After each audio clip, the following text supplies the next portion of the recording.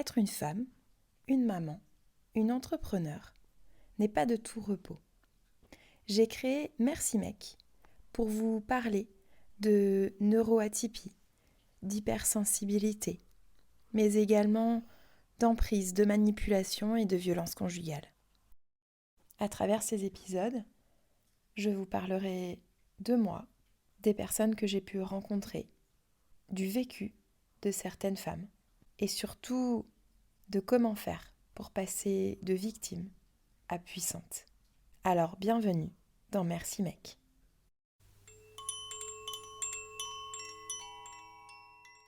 Hello! Aujourd'hui, je vous parle d'un sujet assez lourd. Vous aurez vu le titre. On s'habitue à la violence. Malheureusement, oui, je me suis habituée à la violence. Et j'ai envie de vous dire, je crois qu'en fait, on s'habitue tous à la violence parce que finalement, je me rends compte que oui, il y a violence et violence, évidemment. Mais la violence, je pense, dans l'enseignement, l'idée, c'est absolument pas de dénigrer les profs, mais je pense qu'on a tous le souvenir d'un prof qui nous casse. Peut-être pas devant tout le monde, j'espère, pour certains, mais de phrases, en fait, qui nous restent dans la tête à vie, en fait. On a tous et toutes cette image enfin, moi, j'ai cette image d'une prof d'espagnol en troisième qui sort devant tout le monde. Oui, mais de toute façon, Aurélie, c'est pas grave. Si elle redouble, on s'en fiche. Mais dans le sens où, de toute façon, de toute façon, elle va redoubler. Enfin, son niveau est tel que, de toute façon, si elle redouble pas sa troisième, elle redoublera sa seconde, quoi. Et ça, c'est des petites phrases assassines qui marquent, qui font des mini-traumatismes. Et cette femme, peut-être qu'elle ne le savait pas, mais normalement, elle était au courant en plus. Ma mère était en phase terminale de cancer à cette époque-là, quand elle m'a sorti ce genre de truc. Donc, redoubler parce qu'on n'a rien foutu de l'année, ou je pense à redoubler une année de fac parce que on a fait la fête et que c'était trop cool et que en fait en gros on a pris une année sabbatique, et redoubler parce que on a la tête pleine de brouillard, parce que la réalité c'est que à l'école ça se passe pas bien, parce que déjà je détestais ça, et puis que voilà, j'ai fait un épisode là-dessus sur le haut potentiel intellectuel, sur les troubles 10, et que de toute façon moi j'étais absolument pas faite pour ça. Non, je vais reformuler, pardon. Que l'éducation nationale n'était absolument pas adaptée à moi, et ne s'est pas adaptée non plus. Mais c'est-à-dire que bah voilà, redoubler parce que j'avais ce brouillard dans la tête, que à la maison donc ça n'allait pas, à l'école ça n'allait pas non plus. Bah en fait on fait juste ce qu'on peut, quoi. À 15 piges, tu t'avances comme tu peux, tu t'es dans une routine, tu prends le bus le matin, tu te tapes 1h30 de bus à l'aller, 1h30 de bus au retour. Tu passes ta journée où tu te fais chier en cours, et que la prof, elle te sort ce genre de conneries devant toute la classe. Donc oui, moi j'appelle ça aussi de la violence. Malgré elle, sans doute, enfin en tout cas j'espère. Mais voilà, ces petites phrases assassines qui au quotidien font du mal. J'imagine aussi que en tant que femme, des violences, malheureusement encore une fois, vous en avez toutes vécu. Que ce soit dans la rue, des phrases insupportables, des sifflements, des peurs de pouvoir sortir, des réflexions, des actes de certaines personnes. Donc en fait, finalement, la violence, on la vit quotidiennement et j'ai malheureusement cette impression qu'elle est banalisée en fait. C'est que oh, c'était juste une main au cul. Ah mon Dieu, mais si un jour ça pouvait changer tout ça, si on pouvait arrêter ça une bonne fois pour toutes. Et aussi qu'on arrête de retourner ça contre les femmes, parce qu'un mec qui va mettre une main au cul à une nana qui va lui coller une baffe en retour,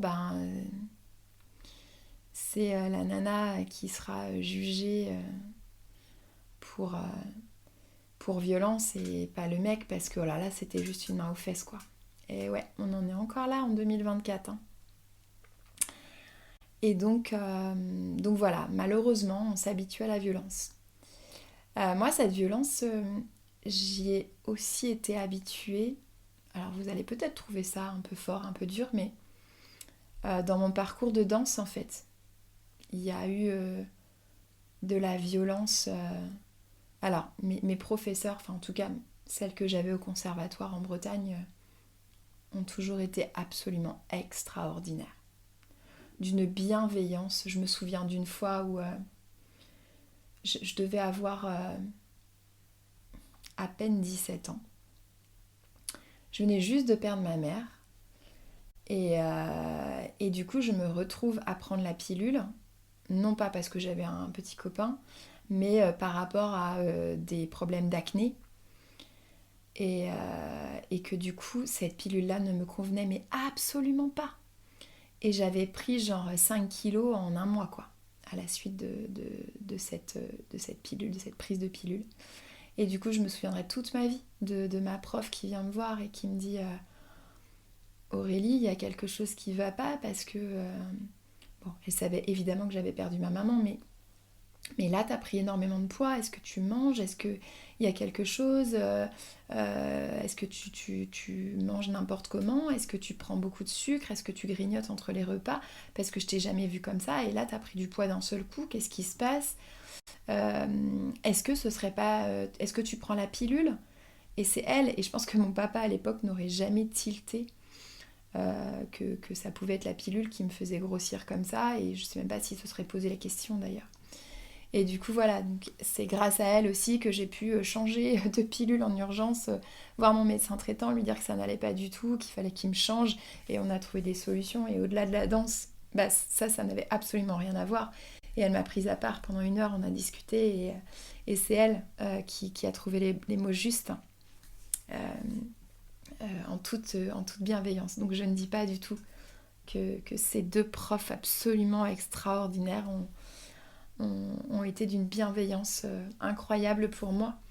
Mais par rapport à la danse, je pense que de toute façon on est obligé de se faire violence, que le grand écart c'est pas inné pour tout le monde, d'aller faire des entraînements 8 heures par jour, c'est violent quelque part.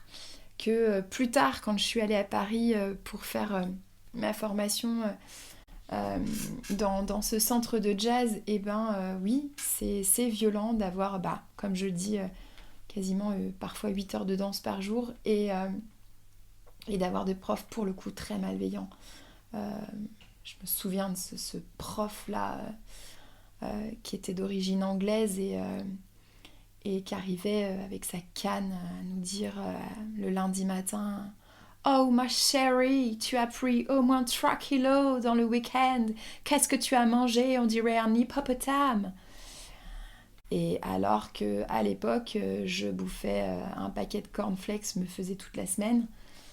Donc j'ai envie de vous dire, ton commentaire, tu te le gardes. Et j'espère qu'au jour d'aujourd'hui, ça a changé et qu'on a plus ce genre de réflexion dans le milieu de la danse. J'en suis pas certaine, malheureusement. Mais pour le coup, voilà. Effectivement, cette violence, je m'y suis habituée aussi parce que j'ai fait violence sur mon corps pendant des années. Et que pour garder cette souplesse, pour garder cette tonicité musculaire, il faut faire des exercices tous les jours et qu'il faut s'imposer une discipline. Alors attention, je ne dis pas que la discipline égale la violence, on est bien d'accord. Mais, et je le rappellerai jamais assez, j'en ai fait d'ailleurs un épisode de podcast, que la danse m'a sauvé la vie.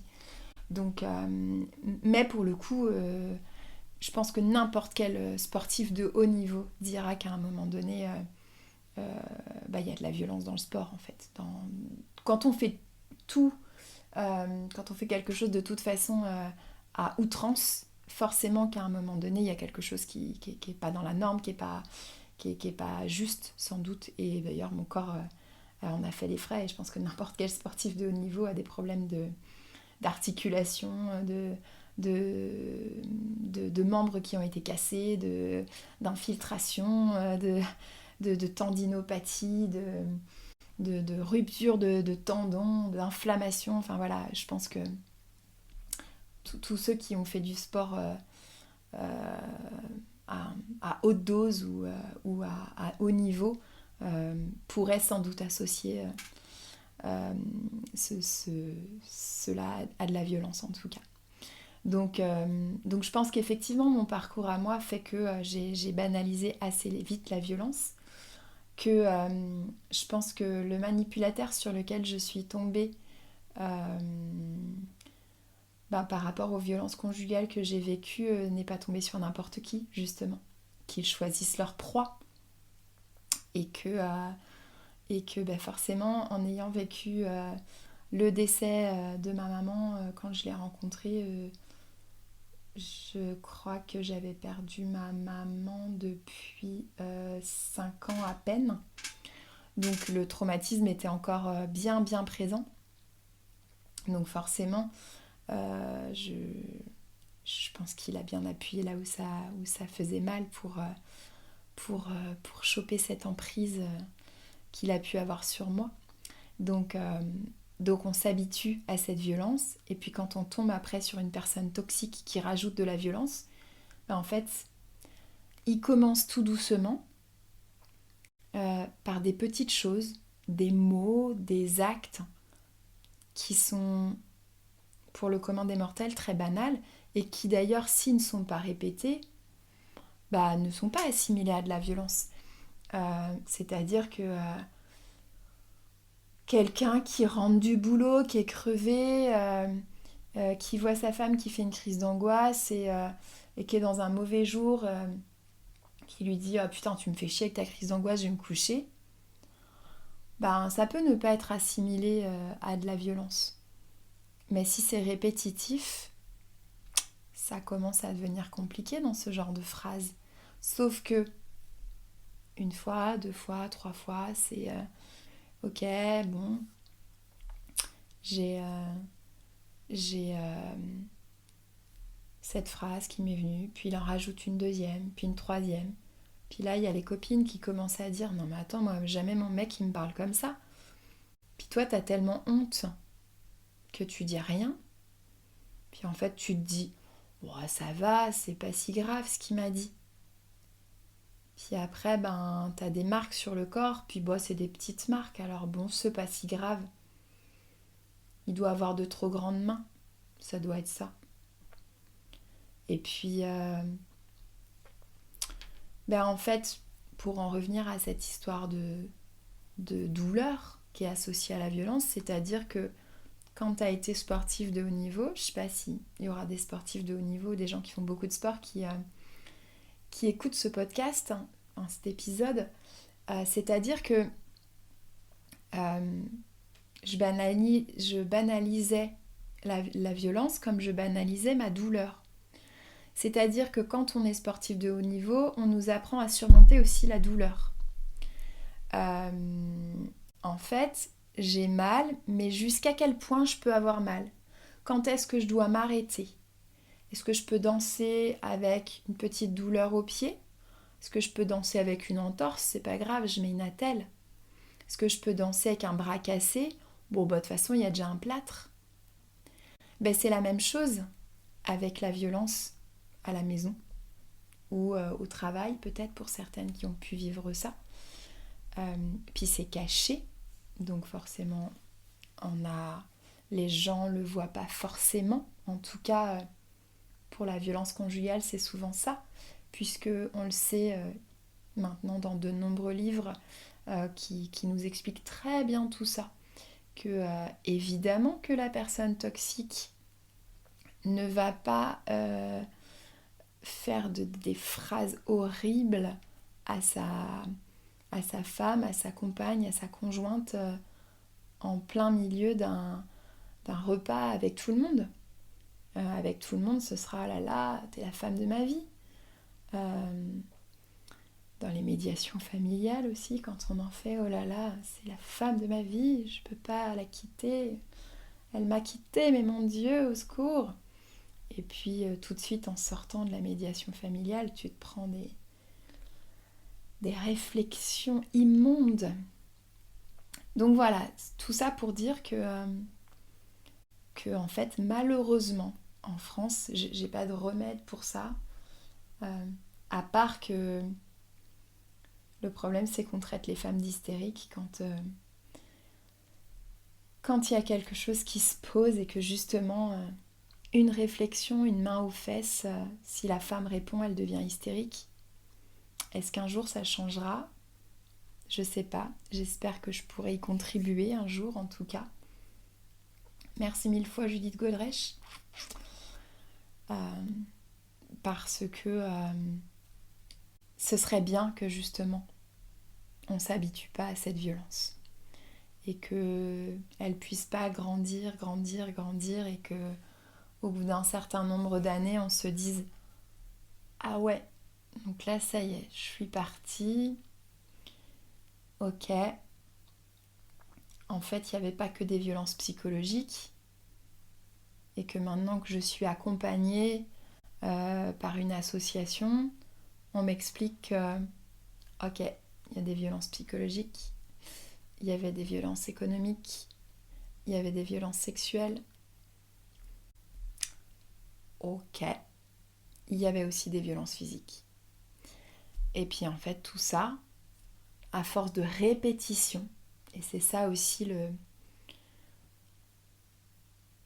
j'associe ça à un espèce de mouton là, vous savez que je parle des moutons de poussière là qui s'accumulent sous les canapés.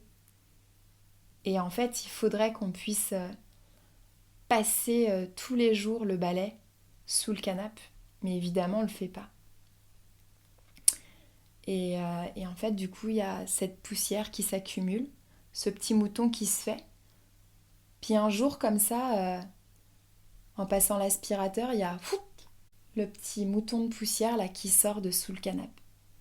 Ben, en fait, tout ça, c'est la violence qui a été accumulée au fil des semaines, au fil des mois, au fil des années pour certaines d'entre nous. Et je voudrais que ça, pour certaines, qu'on puisse... C'est aussi pour ça que maintenant j'ai pris ce tournant de l'accompagnement pour pouvoir justement montrer les signaux. Et c'est quand je vois que je reçois certaines femmes et que au bout d'une séance, il faut poser les choses et que je leur dis là il y a quand même des signaux de ce que vous me racontez là. Il y a des trucs qui se posent. Et que vraiment là, je suis désolée, mais moi je dois poser le mot violence. Je dois poser le mot violence conjugale. Je dois poser le mot violence psychologique là. Et qu'elles reviennent me voir après et qu'elles me disent merci parce que j'ai compris. Ça y est. Merci. Alors voilà, si je peux poser ma petite pierre à cet énorme édifice, je voudrais qu'on s'habitue plus à cette violence et qu'on puisse, au fur et à mesure, on passe le balai ou l'aspirateur un peu tous les jours. Et dès qu'il y a un truc, non, je suis pas d'accord avec ça.